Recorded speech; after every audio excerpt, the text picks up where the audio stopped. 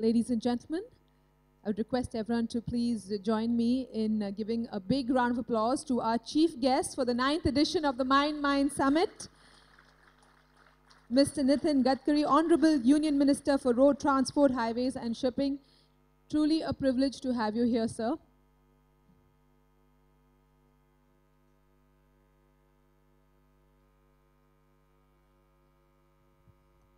Good morning, ladies and gentlemen. My name is Pooja Yadav, and I warmly welcome you to the 9th edition of the Mind Summit. Now, the Mind Summit is the annual flagship event of the Mind Institute, an independent think tank set up by the Hero Group through Hero Corporate Service Limited Company. The summit on our part is really an initiative. It's a forum, a platform to generate conversations around the most current and critical issues concerning finance, politics, and policies, everything that directly or indirectly affects the people of India. We are happy to say that at this two-day forum, eminent newsmakers from diverse fields, including governance, the political arena, media, e-commerce, civil society, social enterprises, and several others will be joining us to assess the constantly evolving political, business, and societal landscape of this wonderful and vast country of ours. All this action will happen through a mix of interactive panel dialogues, one-on-one exchanges, and of course, debates. So aptly, ladies and gentlemen, our 9th edition of the Mind Summit is titled 2015 to 2025, the India Decade. I must again reiterate that we are truly happy to have all of you here with us. Thank you for joining us, and we look forward to your active and keen participation at this summit of ours over the next 2 days.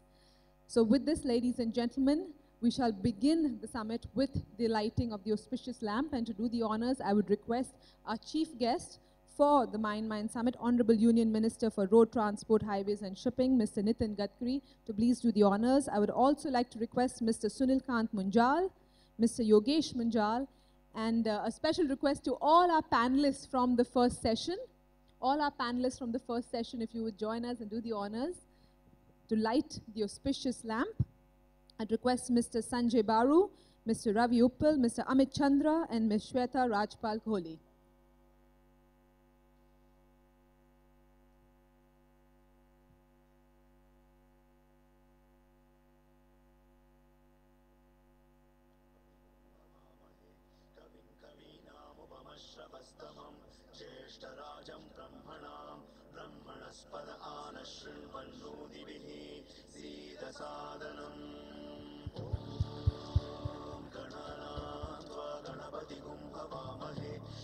कवीनामुपमश्रवस्तमं ज्येष्ठराजं ब्रह्मणस्पद आनशृण्वन्नोतिभिः सीदसादनम्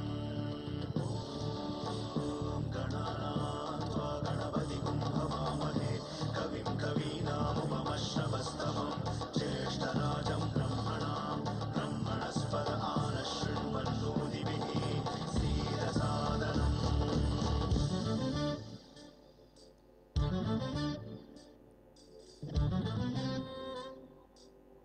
Where there is light, ladies and gentlemen, darkness must quit.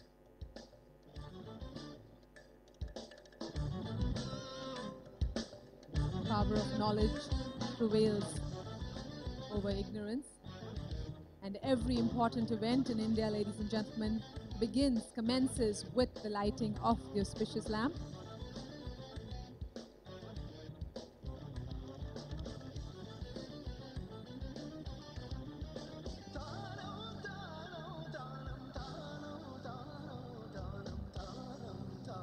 Let's have a round of applause, ladies and gentlemen. With that, we kickstart the 9th edition of the Mind Summit 2015 to 2025, the India Decade. It promises to be a great 2 days. And to begin, I would like to request Mr. Sunilkant Munjal, Joint Managing Director, Hero Motorcorp Limited, and Chairman, Hero Corporate Service Private Limited, to please address this august audience. And sir, please tell us about the theme of this 9th edition of the Mind Summit.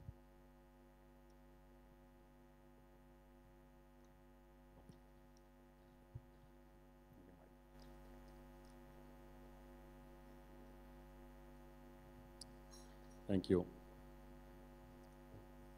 Good morning, Excellencies, ladies and gentlemen. Mr. Nitin Gadkari, Ravi, Sanjay, Amit, Shweta, ladies and gentlemen. The theme this year is actually interesting. It's asking a question. Is this India's decade? For a while now, the world has been saying, this is Asia's century. And within Asia, it's quite clear that we will have 2 or 3 economies which will be the key players. Japan continues to stand out as a key economy. China has demonstrated the art of the possible in the last 3 decades. Is this now India's decade? India's impression across the world has certainly changed. It's actually dramatically changed. Within a year, from a country which looked despondent to one which got a new government with very, very high expectations. It's almost a year now that we've had this government in. There was expectation of magical change taking place within, actually I remember an article somebody wrote a week after the government came in. They said, what's wrong? It's already a week and they've not done this, and this yet. So our expectation of this government are more than normally high. Is the government delivering? Is the economy delivering? Is the global situation changing and getting better? Is India's infrastructure getting built out? Are we seeing disparity come down in the nation? There is a series of questions that we need to ask ourselves if this is truly to be India's decade. Which also means we're going to do a little bit of prediction. In some sense, prediction is a very exact science. They say you're either lucky or you're wrong. There isn't much else in prediction. So let me try and take a shot at this. Just imagine we are here in the April of 2025. This will clearly be the youngest population in the world. It will be adding the equivalent of Sweden's population every year to its workforce. We do add now. I'm assuming we are now in 2025. We are more populous than China. And there are parts of India that resemble the developed world in many, many ways. More than half of India's GDP in the last 10 years has come only from 8 states. And these are Gujarat, Haryana, Himachal, Kerala, Maharashtra, Tamil Nadu, Andhra and Uttarakhand, along with 4 city states, Delhi, Goa, Chandigarh and Pondicherry. These states are now home to 50 million consumers, or 57% of the country's middle-class households. It's just these 8 states and 4 city states. The economies today of these regions, I'm talking of the states now, resemble those of middle-income countries. Maharashtra's consumer market of 128 million wields the same purchasing power as that seen in Brazil 10 years ago. Delhi's 22 million people boast a living standard similar to that of Russia of 10 years ago. Per capita GDP in Chhattisgarh, Odisha, West Bengal, Rajasthan, and Madhya Pradesh, based on trends that were forecast, has already reached a 1.2 times the national average. And the swelling number of middle-class consumers have gone 4-fold to 16 million. Some of the old economy companies have survived, in fact have thrived. Some of the new economy companies went through a catharsis, and we saw a churn take place in many of those companies 2 or 3 times over in the last 10 years. There has been a technology-driven reform that took place, smart government, and creation of internet applications in areas such as agriculture, healthcare, education, energy, utilities, public information have become a huge opportunity, both for business as also helping the quality of life get better for all Indians. And India, incidentally, is no longer only a country for Indians. India today is a country which is one with the world, while maintaining its very distinct identity. India has turned itself into a global economy.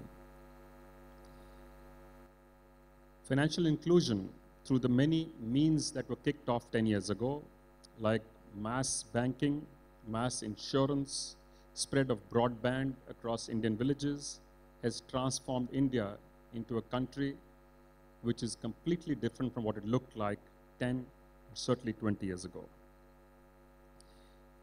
This, Mr. Minister, is a real possibility if we do all the things that need to happen now.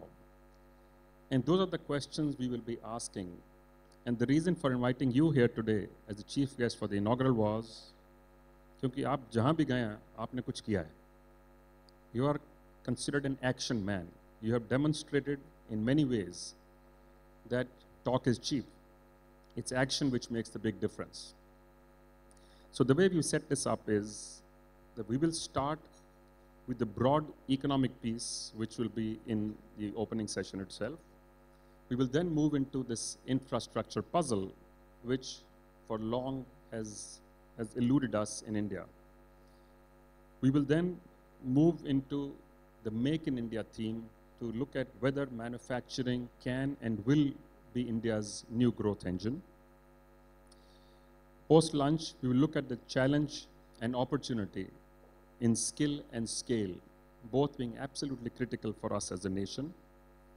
We then have a session with Mr. Piyush Goyal in looking at leadership from his point of view and what's going on in India in his area of energy and for India at large.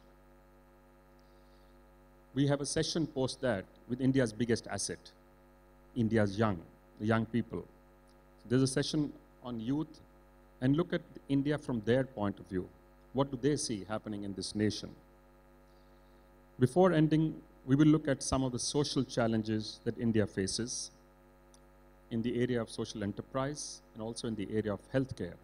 This is a crying need for this nation, both to increase reach as also to increase quality. But do we have a model that we can pay for? And if yes, who will pay for this? Tomorrow, we will look at trends that will deeply influence this nation over the next 10 years, especially the impact of technology on governance, e-tail, and the impact of Indian brands globally. We will also study in some depth the sector that could be India's next sunrise sector, this is defense. We will take a slight detour and pick up the theme which should touch our moral compass.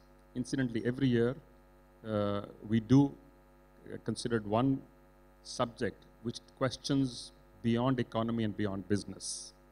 It questions ourselves and our beings as to how we operate and how we behave as a society. So this year, we're looking at a theme on differently abled and how are we as a nation equipped to deal with this phenomena? How do we bring them into the nation's mainstream as part of not just the economy, but an equal part of society?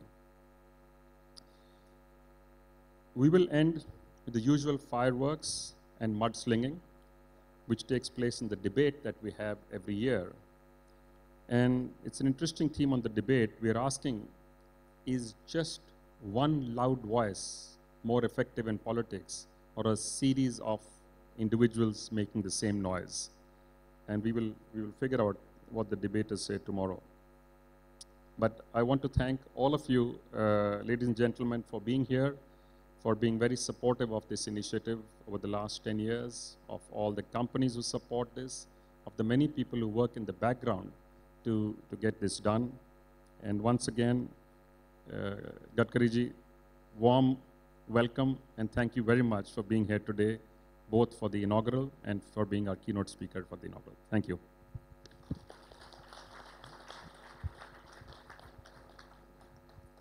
Thank you so much, sir, for elaborating on the theme of the 9th edition of the Mind Summit. Thank you also for telling us what the next 2 days hold for us and for laying the foundation to the summit so brilliantly.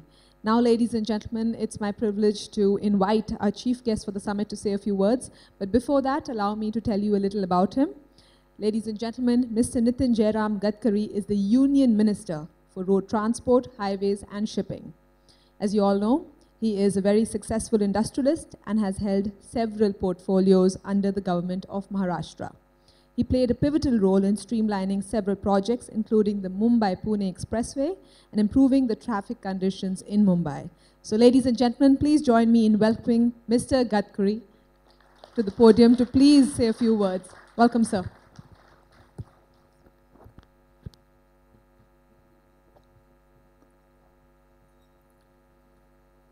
सम्मानीय अतिथिगण और उपस्थित भाई और बहनों, हमारे देश के लिए ये साल बहुत महत्वपूर्ण है, क्योंकि पिछले 10 साल में जो चैलेंजेस हमारे इकोनॉमी के सामने थे वो आप सबको विदित है। हमारे देश में आशिया में सबसे ज़्यादा कोल होने के बाद में भी $20 बिलियन का कोल हम इंपोर्ट कर रहे थे। हमारे देश में 1 लाख करोड़ रुपए का एडिबल ऑयल इंपोर्ट कर रहे थे। $60 बिलियन इलेक्ट्रॉनिक हार्डवेयर हम इंपोर्ट कर रहे थे और एक्सपोर्ट और इंपोर्ट का इम्बैलेंस $350 बिलियन का था। रुपए की जो कीमत थी डॉलर की तुलना में वो किस हद तक चली गई ये भी आपको पता था। और ऐसे स्थिति में जब हमारी सरकार आई तो स्वाभाविक रूप से हमारी ग्रोथ इंजन को आगे कैसे ले जाना ये सरकार के सामने सबसे बड़ा चैलेंज था। जहाँ तक मेरा संबंध है, मैं इंफ्रास्ट्रक्चर से जुड़ा हूँ। इंफ्रास्ट्रक्चर की बात बताकर मैं बाकी कुछ बातें आपके सामने रखूँगा। जब हमारे डिपार्टमेंट की स्थिति ये थी कि करीब 3,80,000 करोड़ रुपए के नेशनल हाईवे के काम लगभग स्टकअप हुए थे। इसके 3 महत्वपूर्ण कारण थे: land acquisition problem, forest and environment clearance और रेलवे ओवरब्रिजेस के क्लियरेंस न होने के कारण इस देश में बड़े प्रमाण पर रोड प्रोजेक्ट बन पड़े थे। और इसलिए स्वाभाविक रूप से हमारी पहले चैलेंज यही था कि इसको हम शुरू कैसे करें। इसमें से एक समय ऐसा था कि लोग काम मांगने के लिए आते थे। मेरे पास कंपनी इसलिए आती थी, हिंदुस्तान की टॉप मोस्ट कंपनी लगभग जो पहली 5 है वो इसलिए आती थी कि हमारा काम टर्मिनेट कर दो।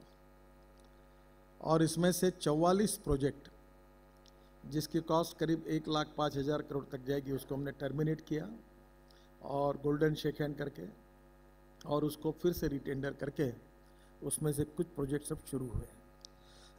करीब 86 प्रोजेक्ट्स ऐसे थे जिसके प्रॉब्लम्स हमने सॉल्व किए। इसमें फॉरेस्ट एंड एनवायरनमेंट मिनिस्ट्री ने 80 प्रपोजल्स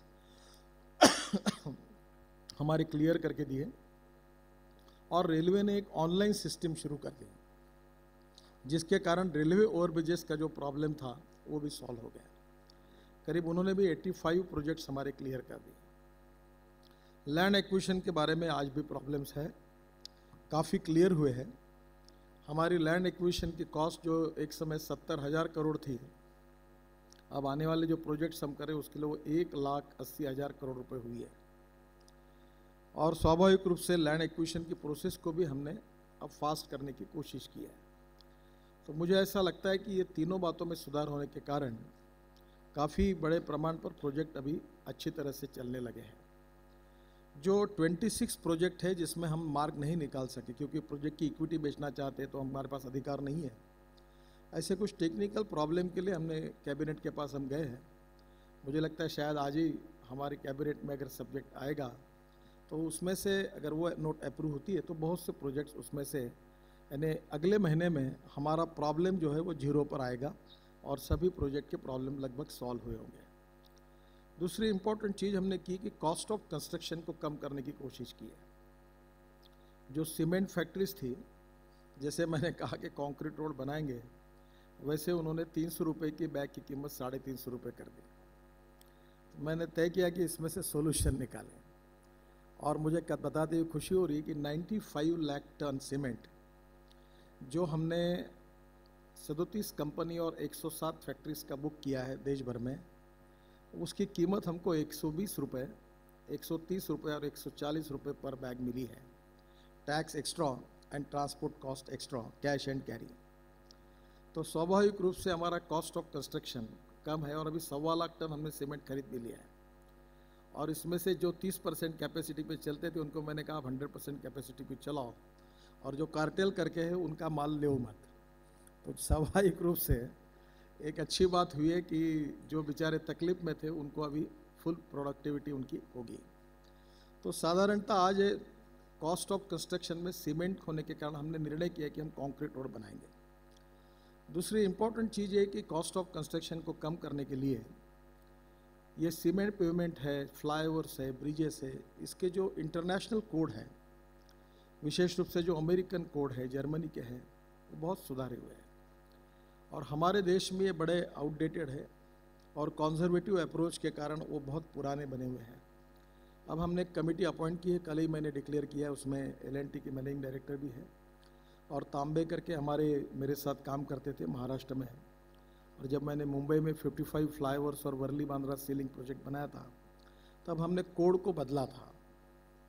तो फिर से एक बार वो 5 एक्सपर्ट लोगों की कमेटी है और मुझे लगता है कि वो 3 महीने में रिपोर्ट देंगे। किसी भी देश में कोई भी रिकॉग्नाइज टेक्नोलॉजी अगर होगी तो उस टेक्नोलॉजी का हम उपयोग कर सकेंगे और उसके साथ हमारे कोड को भी हम बदल रहे हैं, जिससे हमारी कॉस्ट 10% से 15% कम होगी।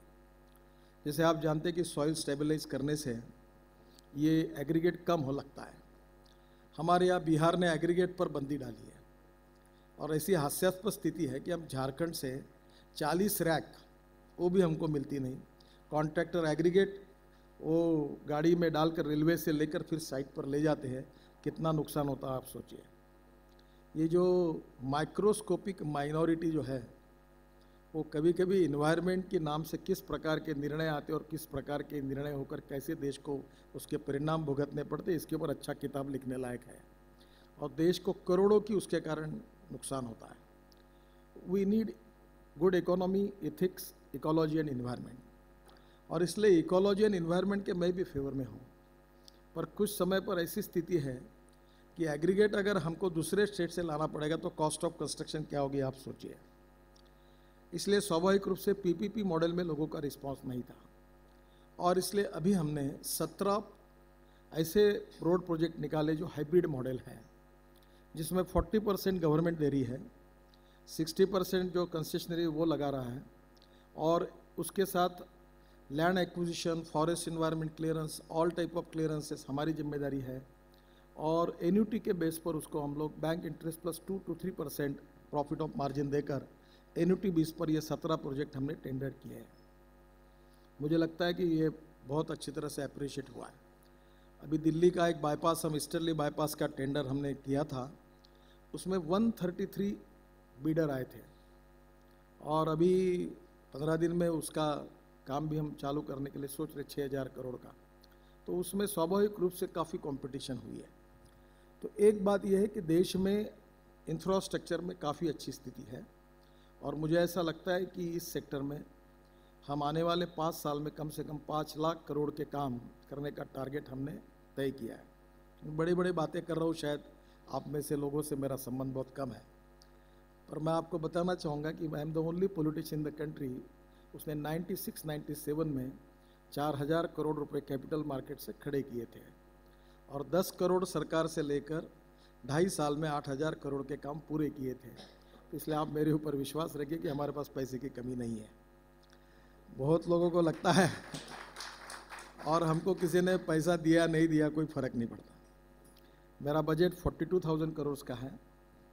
हमारे पास NHI का टोल जो है वो 6,500 से 7,000 करोड़ रुपए है। उसको अगर 20 साल के लिए मैं सिक्योरिटाइज कर दूं तो मुझे कहीं भी 1,40,000 करोड़ मिलेंगे। 70,000 करोड़ के हमारे टैक्स एग्जम्पशन बॉन्ड की ऑलरेडी अनुमति है, जिसकी हमको ज़रूरत नहीं पड़ी है। अगले महीने मैं जापान जा रहा हूँ और ऑलरेडी 1 अप्रैल को सरकार ने ऑर्डर निकाले कि इंश्योरेंस और पेंशन फंड को भी आप इंफ्रास्ट्रक्चर में इन्वेस्ट कर सकते हैं। तो आने वाले समय में हम लोग फॉरेन इन्वेस्टमेंट के लिए कोशिश कर रहे हैं और वो ज़्यादातर प्रोजेक्ट खरीदने में इंटरेस्टेड है। इसीलिए जो कैबिनेट में हम गए हैं कि मेरे पास ऐसे 1 लाख करोड़ के प्रोजेक्ट्स हैं कि जो मैं इंश्योरेंस फंड और फॉरेन पेंशन फंड को सेल कर सकता हूँ, पर मुझे अनुमति नहीं है। तो मैं कैबिनेट के पास गया हूँ कि जो इन्वेस्टर है वो ये लैंड एक्विजिशन, इन्वायरमेंट क्लियरेंस और ये सब जो तकलीफें हुई है, इसकी बातें जब उनके पास पहुँची हो तो वो आसानी से नए प्रोजेक्ट करने की हिम्मत अभी भी जुटा नहीं कर पा रहे हैं। तो हम लोग जो प्रोजेक्ट हमारे पूरे वेज या टोल मिलता है उसको अगर हम बेच दें उनको तो उससे इन्वेस्टमेंट आएगी और उससे हम नए प्रोजेक्ट कर सकते हैं। तो इसलिए अब हाइब्रिड मॉडल में 40% ही हम दे रहे हैं। तो ओवरऑल आप समझ लीजिए कि इसमें एक प्रोजेक्ट पूरा होने के बाद 42,000 करोड़ के प्रोजेक्ट पूरे होने के बाद फिर इसमें से हमको टोल मिलेगा, फिर हम उसको आगे जाएंगे। तो इसमें पैसे की कमी नहीं है और मुझे लगता है कि आने वाले समय में इस सेक्टर में बहुत अच्छा काम हो सकता है। और ये टारगेट हमने रखा है कि 5 लाख करोड़ के काम हम 5 साल में करेंगे। वैसे पहले साल कठिनाई के बावजूद और 1 साल पूरा होने के पहले ही 1 लाख करोड़ के काम हमने कॉन्ट्रैक्ट साइन करके उनको दे दिए हैं। तो आने वाले 5 साल में ये 4 लाख करोड़ करना बहुत कठिन नहीं है और मुझे लगता है कि इसमें हम निश्चित रूप से सक्सेसफुल हो जाएंगे। जहाँ तक रोड सेक्टर के साथ जो दूसरा सेक्टर है वो शिपिंग और इनलैंड वाटरवेज का है। इसी पार्लियामेंट में हम 101 वाटर रिवर को इनलैंड वाटरवेज वो कन्वर्ट करने के बिल को ला रहे हैं और मैं आपको ये कहूँगा कि इस सेक्टर में आप थोड़ा ज़्यादा इंटरेस्ट लीजिए।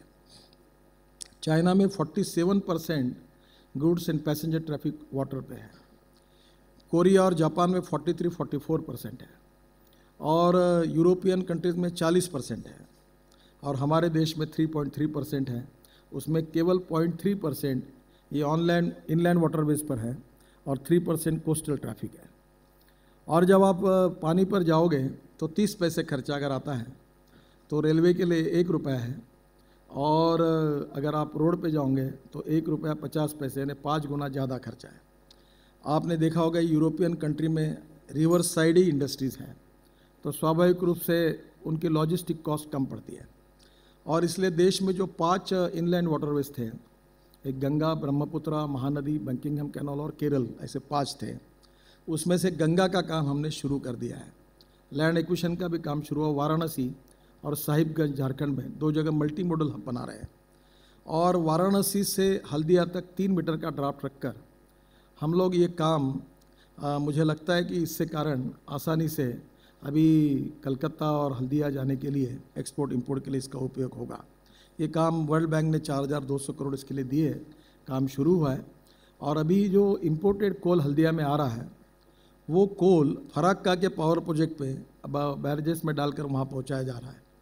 तो उससे कॉस्ट कम होगी और गंगा के किनारे पर 13 पावर प्रोजेक्ट हैं और इंडोनेशिया से, साउथ अफ्रीका से, ऑस्ट्रेलिया से अगर हम कोल इंपोर्ट करते हैं और वो अगर पानी पर अगर पावर प्रोजेक्ट में ले जाते हैं तो इंडियन प्राइस के तुलना में वो भी इकोनॉमिकली वायबल है।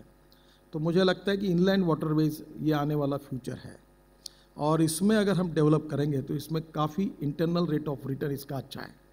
जैसे हमने NHI में नेशनल हाईवे को PPP मॉडल में किया है, वैसे हम लोग इनलैंड वाटरवेज को PPP मॉडल में कन्वर्ट करने के लिए सोच रहे हैं। मुझे बताते हुए खुशी हो रही है कि हमने ड्रीजिंग करने का काम भी, पहला प्रोजेक्ट PPP मॉडल में गोवा में हमने टेंडर किया है।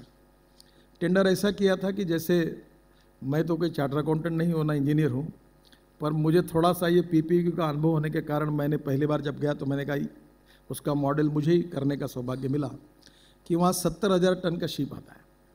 तो मैंने को कहा 70,000 से 1 लाख टन का आता है तो उसके लिए ड्राफ्ट हमको बढ़ाना पड़ेगा, 18 मीटर का ड्राफ्ट चाहिए, अभी 12-13 मीटर का है। तो जो PPP मॉडल में ड्राफ्ट तैयार करेगा तो 70 से 1 लाख होगा तो पर टन इतना उसको चार्ज लगेगा, 1 लाख से 50,000, 1,50,000 उसको इतना चार्ज लगेगा और 2 लाख टन का अगर शिप आता है तो इतना चार्ज लगेगा।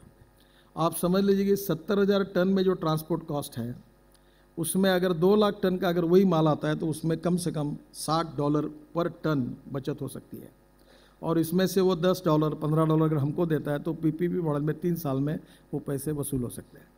तो स्वाभाविक रूप से अभी सब जगह पर पब्लिक प्राइवेट इन्वेस्टमेंट कैसी आए ये हमारी कोशिश है। कांडला में हमारे पास 2 लाख एकड़ ज़मीन है और हम लोग ये कोशिश कर रहे हैं कि हमारे पोर्ट को हम लोग स्मार्ट सिटी में कन्वर्ट करें और उसमें हमने नए नए इनिशिएटिव लिए हैं। ये जो एडिबल ऑयल इंपोर्ट होता है हल्दिया में, हर जगह पर 7-7, 8-8 रिफाइनरीज़ हैं।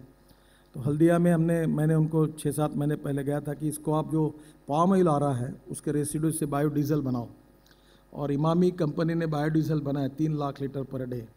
हमारा इंजन भी चला रेलवे का, वहाँ का ट्रक भी चले, और मैं अभी वहाँ जा रहा हूँ। पहला ग्रीन पोर्ट करके वहाँ का पूरा हम बायोडीज़ल पर चलाने वाले हैं, जिसमें 95% emission of carbon dioxide and carbon monoxide है।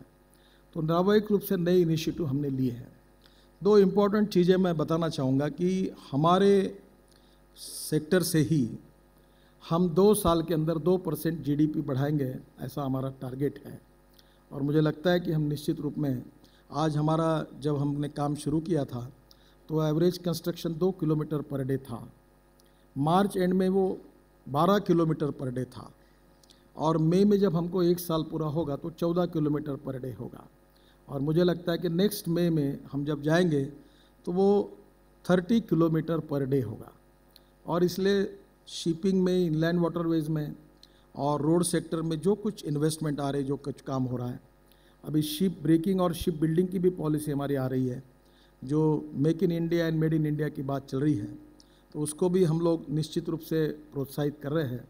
तो मुझे ऐसा लगता है कि उसमें भी काफ़ी बड़ा काम होगा। एक इम्पॉर्टेंट चीज़ है कि एग्रीकल्चर ग्रोथ रेट हमको बढ़ाना चाहिए। केवल ये आप जैसे कार्यक्रमों में इंडस्ट्री की, सर्विस सेक्टर की बात तो होती है, और एग्रीकल्चर सेक्टर में अगर हमको ग्रोथ रेट बढ़ाना है तो मध्य प्रदेश में 23% एग्रीकल्चर ग्रोथ रेट हुआ, उसको पहला अवार्ड मिला। गुजरात में 14% है, उनको अवार्ड मिला। हमारे देश का 4% से कम है, ये बहुत बड़ी समस्या है। मैं फार्मर हूँ और किसानों से मेरा संबंध है।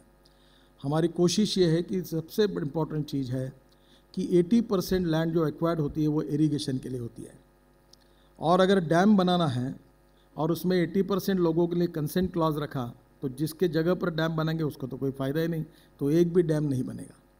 70% ऑफ द रेन वाटर समुद्र में चला जाता है, 15% केवल वाटर कंजर्वेशन होता है और 15% लेक में या डैम में जाता है।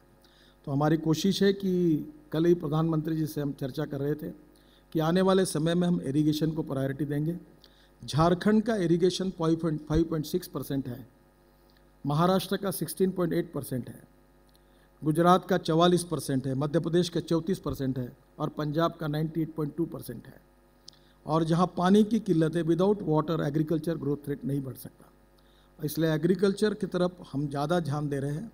गांव, गरीब, मजदूर, किसान, इनकी बात को, उनकी परचेसिंग पावर को बढ़ाना, ये हमारी सरकार की प्रायोरिटी है।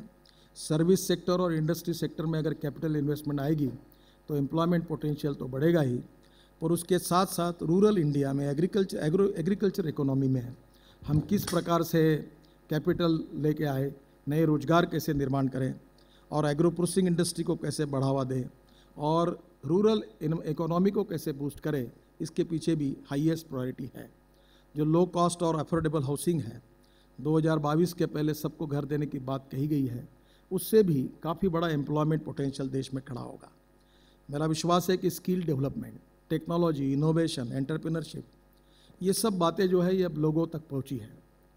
डिजिटल इंडिया की भी बात पहुंची है, और एक तरफ water, power, transport and communication में जब प्रोग्रेस हो रहा है तो दूसरी तरफ इंफ्रास्ट्रक्चर में भी प्रोग्रेस हो रहा है, और दोनों के साथ रूरल और एग्रीकल्चर इकोनॉमी की तरफ विशेष हमारी प्रायोरिटी है। अगर ये संतुलन बन जाएगा तो इंडिया सबसे अच्छी इकोनॉमी होगी। चाइना का जो ग्रोथ रेट है अभी धीरे धीरे स्टैग्नेंसी आई है, और हमारा जो है वो बढ़ रहा है। जो 4.5% पे गया था, आज ही वो 5.5% के ऊपर है। लोग उम्मीद करते हैं कि जल्दी 7.5% पे जाएगा। आपने आपके इसमें लिखा है, मुझे विश्वास है कि 2 साल के अंदर ये 8.5% के ऊपर निश्चित रूप से जाएगा, और हमारी इकोनॉमी वर्ल्ड में एक स्ट्रॉन्ग इकोनॉमी बनेगी। और जो नीतियां हमने अपनाई है उससे बहुत बड़ा परिवर्तन आप सबको देखने के लिए मिलेगा। Thank you very much.